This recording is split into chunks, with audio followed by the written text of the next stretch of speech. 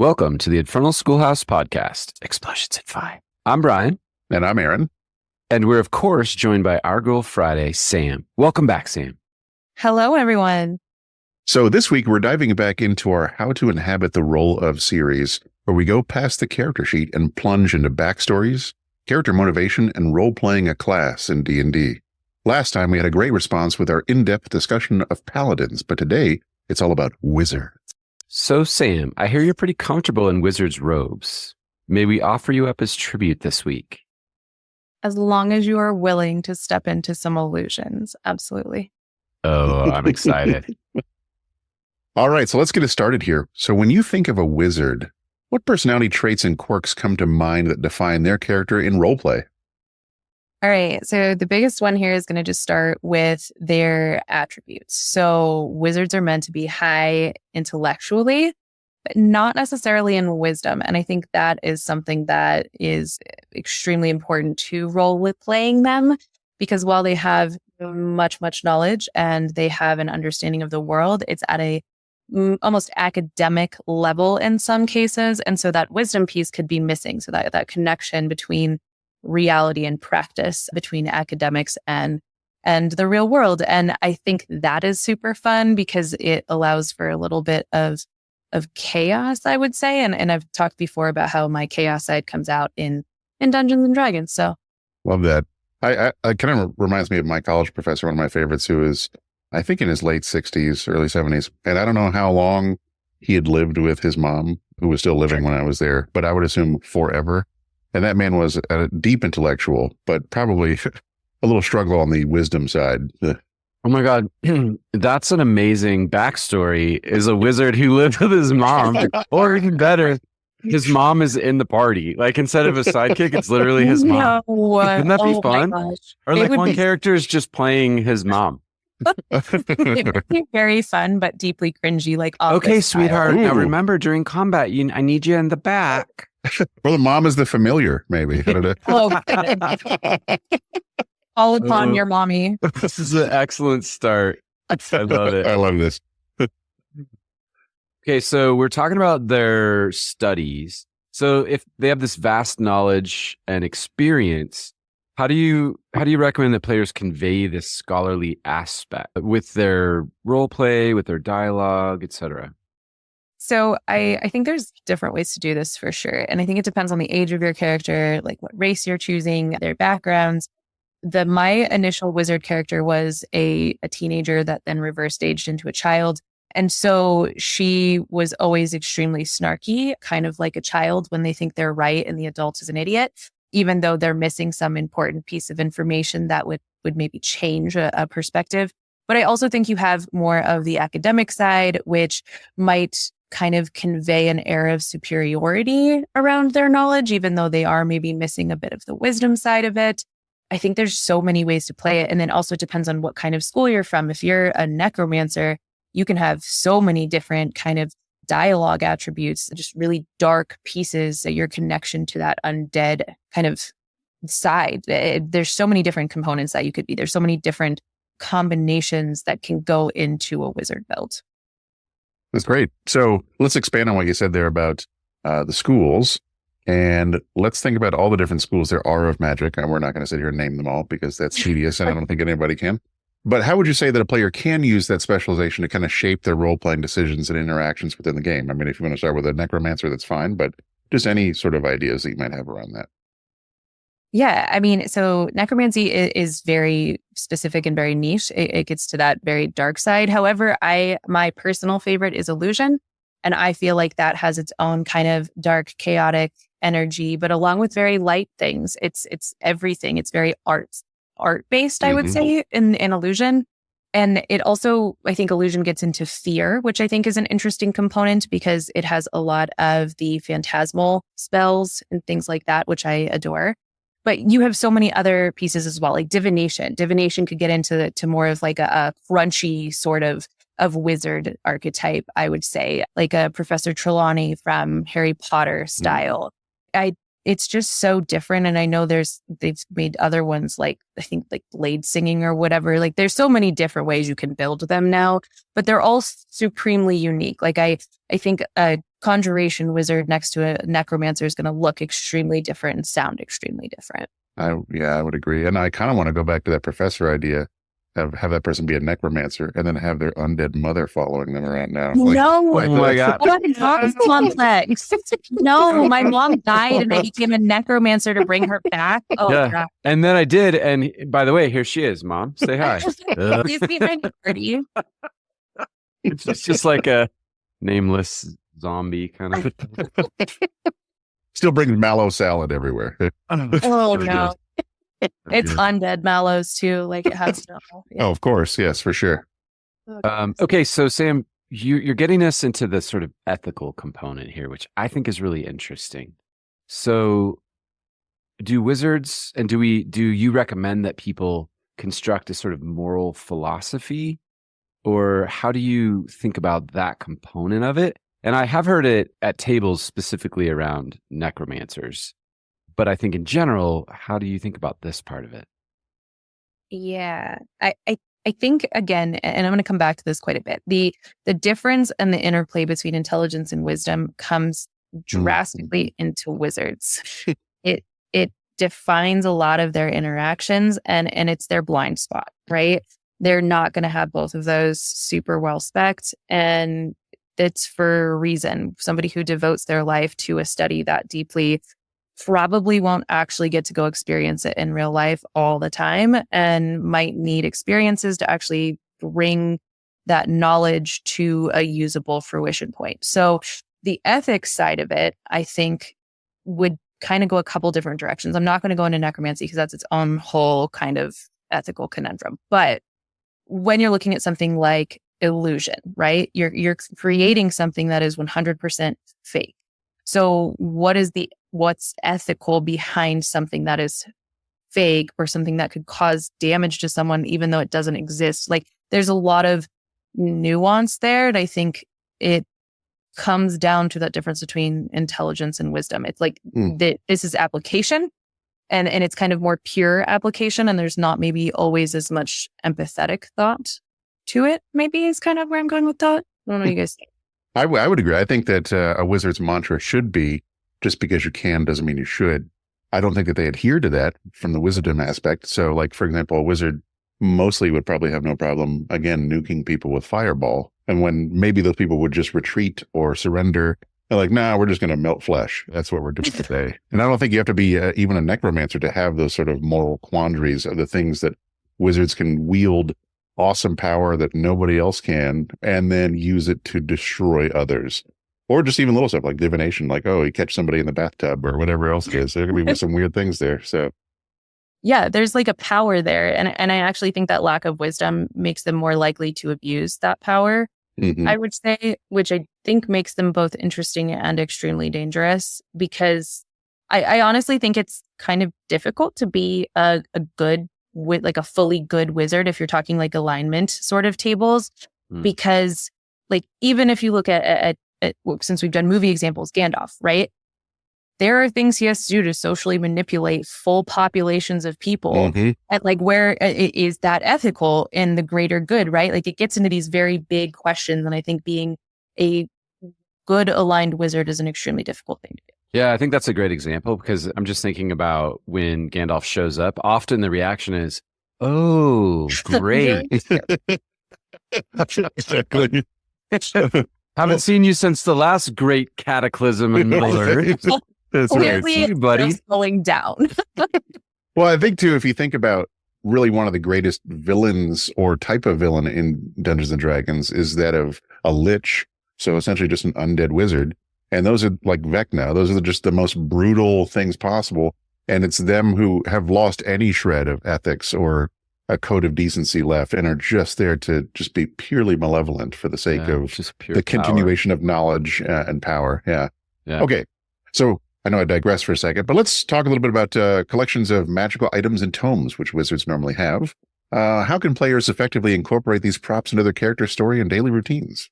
Okay, I'm so excited about this one, and I'm deeply sad that I couldn't make my background work because I have character art from my first Wizard Calais. So my DM, also Sam, also girl, she gave me a metamorphic teapot that would change based on where we were. and the tea that it brewed would give me resistance. And so pretty much at all times, my mage hand was out with that teapot following me around. And I would sit down and have tea with our party's druid pretty much constantly. It was just our like little tea party that happened. So we kind of integrated that into our sort of routine. And then also things like I ended up with a red dragon mask at one point, and she was really obsessed with that piece of it. And whenever it wasn't on, she would feel like a little bit insecure. There's so many like magical items for a wizard they're attached to them. I think like those items are very much attached to them, more so than just I'm attuned to this item. Their desire for knowledge and experience of things that are new drives them to connect, I think, to magical items or kind of quirky day-to-day routines. Yeah, I would agree. And I think even just thinking about things like arcane focuses, I think people get lost in the weeds a little bit and thinking it's always like a crystal ball or a staff, but it could be anything. Like it could be a magical pair of underpants. I mean, literally, if you want to make it weird and fun, you can totally do that. And I'm just imagining like right before combat, the wizard's like, hold on, guys. Like, really now? Like you see their drawers drop under the robe, they take them out, and then they pull out the special pair and then unfold it. Or a magical luchador mask or something crazy. I like the Velcro underwear though. That'd be fun. So that would be good. Yep. Oh goodness. Okay, so as we're talking about this, I'm thinking a lot about the example of academics and the sort of detached, aloof style of some, academics. Let's talk about role-playing that particular component, and also the difficulties that may arise with the party when it comes to that. And really, I will say the image that I have in my mind is Sheldon. And maybe even like young Sheldon, you know what I mean? Where he's just like so direct and so missing all the social cues. I feel like I've talked a lot, so I kind of want one of you two to tell me what you think. I'll answer this one. I'll give an example from a movie I don't like, which is The Hobbit or the Hobbit trilogy. Okay, good, fair. That's bad. I do love the book, obviously, but I think that their portrayal of Radagast is a good example of somebody who's an intellectual, who's very aloof. Like he's riding around with animals, talks to them, is covered in bird shit from how much he's around them all of the time. And to him, a lot of what's going on in the world isn't necessarily important because this is a being who is beyond space and time, as we have heard that term before from Aaron. And this person essentially doesn't necessarily exist in the same plane of existence that we do. So if they've been around thousands upon thousands of years, why would they have the same cares? Why would they not be bored? I even think about just the idea of like a divination wizard, for example, abusing their power just to win a game of chess, for example. Maybe they've played chess for thousands of years, but maybe they're against somebody who's really good and they're like, well, I'm just going to see what his next move is. Then I'm going to go from that. So like they don't have an attachment to it because they don't understand. There's a lack, I think, of empathy from a lot of wizards. And it's even weird to me just to even think about a wizard being in an adventuring party. They feel like almost the most dangerous person to have around you. Yeah, that reminds me so much of Dr. Manhattan. Exactly. Yes. In the comic book, and I think it might be in the movie too, which I don't care for as much, the movie. But someone asks like what side he's on. And he's like, it's like, are you asking me if I root for the red ants or the black ants? Like, I don't exactly. I don't think I quite comprehend the question that you're asking me. And I think of that specifically in regards to elves, where it's like, I've seen so many of you, all mortal humans come and go it's kind of just a blur to me. Yeah. I mean, even using Dr. Manhattan as an example, especially from the graphic novel, he comes up with a plan to concoct essentially a doomsday to happen that would bring the world together and not have it kill itself. He does believe in the ends justifying the means, in killing an immense amount of people with this weird creature that he creates and unleashes on the world. And I think wizards would be no different. We were probably going to make it. Oh, sorry, Sam. Just one quick point. We were probably going to make it past the tentacle porn reference, but I'm stopping to make sure that we make the tentacle porn reference. I did not, by the way, specify the kind of creature that he made, but I'm glad that you just did, Bryan. I know. You were like 2 degrees away from it, and I just wanted to fast forward to that. Now we can move on. Sam, what do you got? I don't know that it's in my brain anymore. I'm so sorry. I couldn't help it. Oh, no, it's okay. Where was I going? It's definitely not as good as that was. So reality, I think reality for a wizard is bent. It is broken. And I think that some part of them, whether it is a backstory or just maybe a social awkwardness that forced them to books, makes it so they have this deep desire to know. And that's where that drive for knowledge comes from.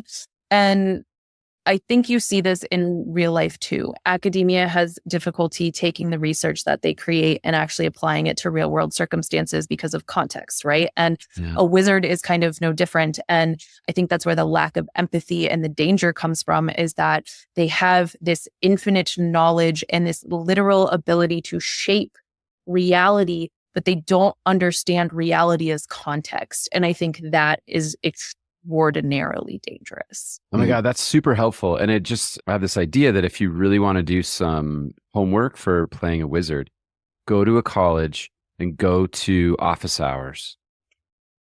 And you're going to find someone who's so incredibly intelligent and understands so much about a certain subject, but maybe is struggling with some other components of life, like the keeping it all together component. Like having their mom around them all the time. Yeah. Oh my gosh. The necromancer mom thing is still intense. Well, I love the mommy complex.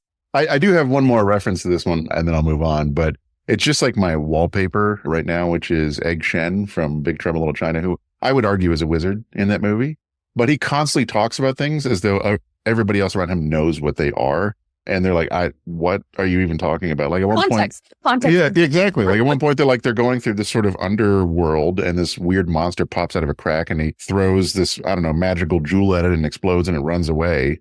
And he yells, "You'll come out no more." And then Jack Burton's like, what'll come out no more? What's coming out no more? And then later on, he's like getting their stuff together for the final battle. And he's like, "What do you got there, Egg?" And he's like, "It's a 6 demon bag." He's like, "Wow, a 6 demon bag. Sensational. What is that?" Okay. So thinking about a 6 demon bag, a lot of visual elements I think are really important to characters being brought to life, I think, in imagination. So what are some tips you would give for players wanting to visually represent their wizard's traits, such as dress or magical gestures?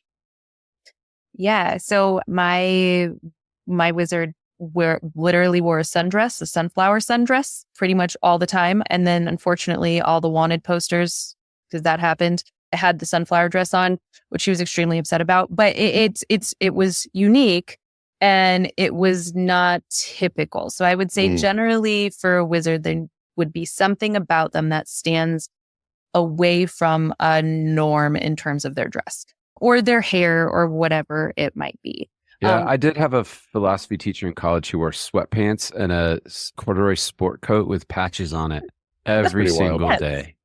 See, wizard. So on that same note, though, thinking about like spells, whenever you're playing a wizard, do you ever describe the spell or what it does as you're casting it, or are you just going to let that be what it is?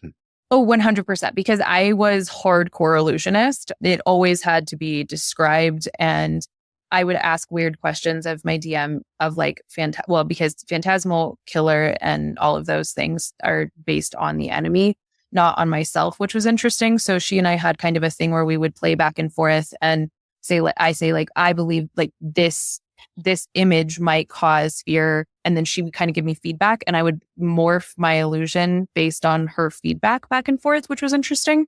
But then also just more basic illusion spells, especially as an illusionist school, you can get sound and all of those pieces as well. So describing them well enough so that my GM could actually have characters react to it. And I think especially when you are in illusion or something that requires malleability, you need to be super specific about it, or A, it's super boring, and B, you're not really tapping into the creativity that you're allowed in that. Okay, so I'm vibing with that, but that sounds daunting to me. So if I'm at the table and it's like make noises and describe hand gestures, what are my reference points there? You know what I mean? Like I'm like a little bit confused. I almost feel like interpretive dance is the answer to that. It's kind of just like it's a lot of just gesticulation. Like, where are your hands going? What would that feel like? Like scorching ray, right? Like there is a picture of that in the book, so you can kind of see it in the players. It's like kind of fingers out, right? But I feel like if you want to embody the spells, you have to be willing to kind of get into a little bit of just free flow with your movements and what you're doing. I don't really make sounds ever. I think I probably am more boring and I'm like, so Colette casts, and then I'll say it, but I'll like use hand movements and say like, it looks like bling. So for instance, she was mostly illusionist magic, but also loved things that were beautiful. So she would be like casting things that were destructive, but looked gorgeous as it was happening. So it was more descriptive than I would say like me making terrible sounds. But I don't know. I think it's kind of just being willing to just try what comes to your head. Okay, so it's like tapping into your own creativity and just sort of letting it flow. Yeah. Yeah, it kind of feels like one of my ideas for a character. I think it'd be more of a bard than a wizard, but it could be similar. But I don't know if you've seen Suspiria before, Bryan. But I don't know, just being some sort of weird, like sex, dance, magic sort of witch sort of thing. And that's a fun way to cast Did you just spells. invent a subclass? I mean, Suspiria did. I just happened to put it into some sort of idea in D&D, but 100%. I'm just Googling images and that makes no. sense. Don't worry, safe search is on. And it still wasn't safe. It was evocative. It was tasteful. It was tasteful. Yeah. We're getting into the evocation wizards. Mm-hmm. That's right. Okay, so backstories, something we've talked a lot about. Mm-hmm. Creating the backstory, weaving it in to enrich the narrative. Talk me through it. Yeah, I think with everyone, okay, let me back up. I do think that there's a tendency to have characters in D&D and role-playing games and movies where there's just these crazy backgrounds that cause them to have pain and seek out knowledge or whatever it may be. And I think those are fine. That's totally fine. But I also think that just little things like social awkwardness could definitely lend to someone becoming a wizard, somebody trying to seek ways to understand their world. And so I think there's simpler versions that aren't as intense that would still be pretty fun to role play. So young Sheldon becomes Sheldon. Got it. Yeah, exactly. Exactly. All right. So I guess for our final question, how would you say that a wizard finds relaxation and entertainment, considering their intense focus on the arcane and learning? And then maybe like what hobbies or pastimes they might engage in. Reading. I mean, that's for sure.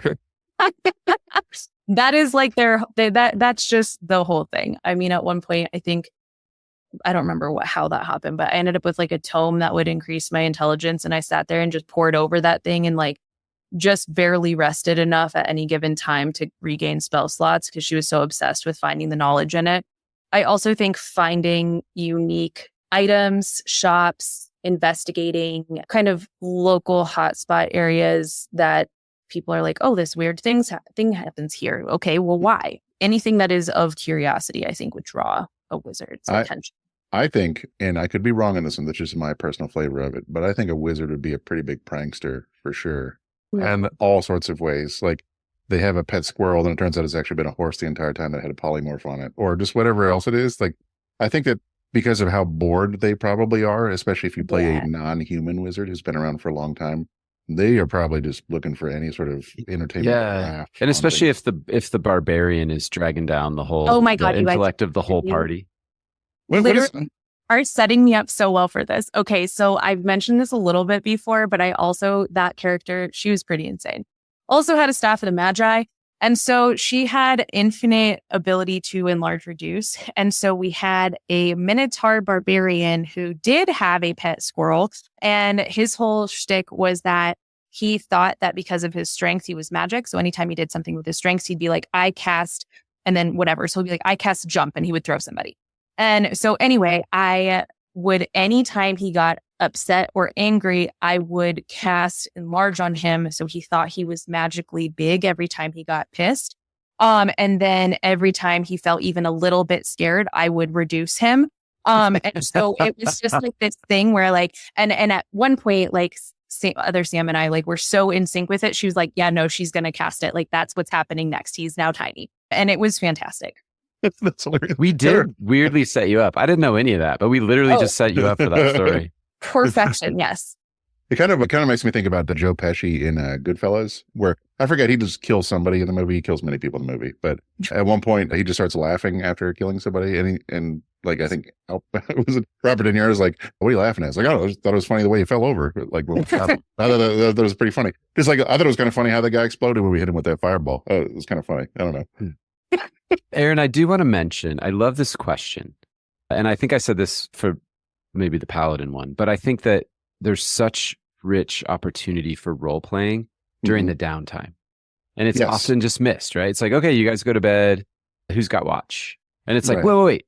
Before bed, X, what a great opportunity to describe a character quirk or a concern. Or like, oh, I know everyone wants to go to bed, but I want a story. Could someone, you know what I mean? Just stuff like that.